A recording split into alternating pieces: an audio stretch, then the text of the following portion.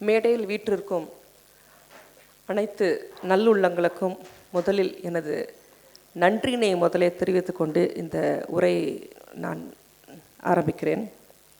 Palliative care பற்றி விஜயலக்ஷ்மி ரொம்ப explain பண்ணாங்க. பாலியேட்டிவ் கேர்ன்றது ஒரு கேன்சர்லேயோ இல்லை ஒரு லாங் டேர்ம் டிசீஸில் ரொம்ப நாளாக சஃபர் ஆகிட்டுருக்க ஒருத்தங்களுக்கு அந்த துன்பத்திலேருந்து ஓரளவுக்காவது அவங்களுக்கு ஒரு நிம்மதியை கொடுத்து ஒரு வாழ்வாதாரத்தை உயர்த்துவதற்காக செய்யப்படுகின்ற ஒரு உன்னதமான செயல். அந்த உன்னதமான செயலை டாக்டர் விஜயலக்ஷ்மி அவர்கள் ஜஸ்ட் ஆன்கோ மூலமாக செய்கிறது உண்மையிலேயே பாராட்டத்தக்க விஷயமாக நான் கருதுகிறேன். இந்த ஒரு உன்னதமான செயலுக்கு ஒரு 1.5 மாதம் இருக்கும். அதுக்கு முன்னாடி என்னுடைய ஃபஸ்ட் இயர் ஆனிவர்சரி வருது ஜஸ்ட் ஆன்கோக்கு. அதுக்கு கூட நான் அந்த ஜஸ்ட் ஆன்கோக்கு ஒரு ஃபண்ட் ரைசிங்கையும் சேர்த்து நான் பண்ணணும்னு சொல்லும் போது நான் உண்மையிலேயே வியப்பாக பார்த்தேன். ஏன்னா நானும் விஜயலக்ஷ்மி கிட்டத்தட்ட ஒரே டைமில் ஒரு ஹாஸ்பிட்டலில் ஆரம்பித்தோம். அதை நடத்துறது எவ்வளவு சிரமம்னு இப்போ நடத்திட்டுருக்க எனக்கும் தெரியும், விஜயலக்ஷ்மிக்கும் தெரியும். அதில் ஒரு ஜஸ்ட் ஆன்கோக்கு ஒரு பாலியேட்டிவ் கேருக்கு ஒரு ஃபண்ட் ரைசிங் ப்ரோக்ராமாக அதை நடத்தணும்னு அவங்க முன்னெடுக்கும் போது உண்மையிலேயே அது ஒரு பாராட்டத்தக்க ஒரு விஷயமாக பார்த்தேன். ஏதோ நம்மளை பெற்றவங்க படிக்க வச்சாங்க, நம்ம டாக்டர் ஆனோம், சம்பாதிச்சோம், அதை கொண்டு நம்மளுடைய வாழ்வாதாரத்தை உயர்த்தி கொண்டோம் என்று இல்லாமல் அதை அடுத்த கட்டத்துக்கு அது 4 பேருக்கு உதவணும்னு நினைக்கிற அந்த உயர்வான உள்ளத்துக்கு என்னோட வாழ்த்துக்களையும் நன்றியும் முதலில் தெரிவித்துக் கொள்கிறேன். இந்த ப்ரோக்ராம் சரி டிசைன் பண்ணி என்ன பண்ணலான்றதுக்குள்ளே ஒரு 2 டேஸில் அவங்க கால் பண்ணி திரு பாலாஜி அவர்கள் மாது பாலாஜி எனக்கு இந்த ட்ராமாவை அவங்க எனக்காக செஞ்சு இந்த ஃபண்ட் ரைசிங்க்கு ஹெல்ப் பண்ணுறாங்கன்னு சொன்னோம்ல உண்மையிலே நான் வியப்பாக பார்த்தேன். மாது பாலாஜி சார் அவர்களை நான் சிறு வயது முதலே அறிவேன்.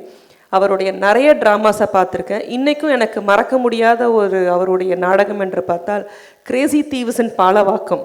அதை கிட்டத்தட்ட ஒரு 4-5 முறை நான் அந்த ஸ்டேஜில் பார்த்துருவேன். ஏன்னா அப்பா அந்த டைமில் அதுக்கு சீஃப் கெஸ்ட்டாக வந்திருந்தார் மறைந்த எனது தந்தை NV சோமு அவர்கள்.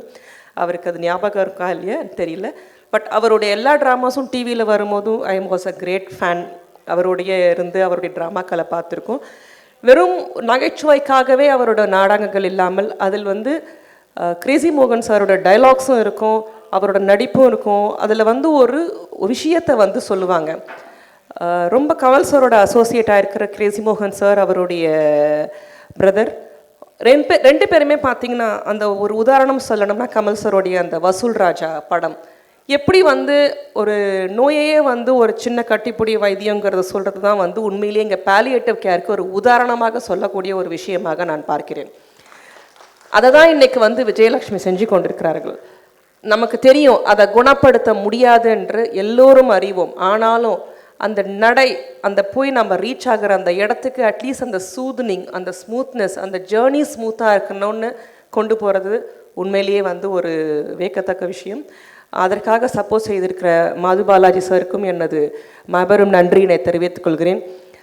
எனக்கு இன்னொரு வியப்பான விஷயம் என்னென்னா நடிகர் சதீஷ் இங்கே ஸ்டேஜில் அமர்ந்திருக்கிறது தான். அவர் வருவார்ன்றது நான் எதிர்பார்க்கவே இல்லை. ஏன்னா அவரோட மூவிஸும் நிறைய பார்த்துருக்கிறேன் நான். அவருமே ஜோக்ஸ் அப்பார்ட்டாக இருந்தாலும் அதில் கருத்துக்கள் இருக்கும். அவருமே இந்த ஸ்டேஜில் இந்த ப்ரோக்ராம்க்கு ஒரு உன்னதமான ஒரு துணை நிற்கும் ஒரு மாபெரும் விஷயத்தை செஞ்சுருக்குறாங்க.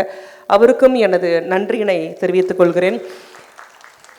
பாலியேட்டிவ் கேர் விஜி எடுத்து நடத்தும் போது எனக்கு உண்மையிலேயே ரொம்ப கொஞ்சம் ஆச்சரியமாக தான் இருந்தது.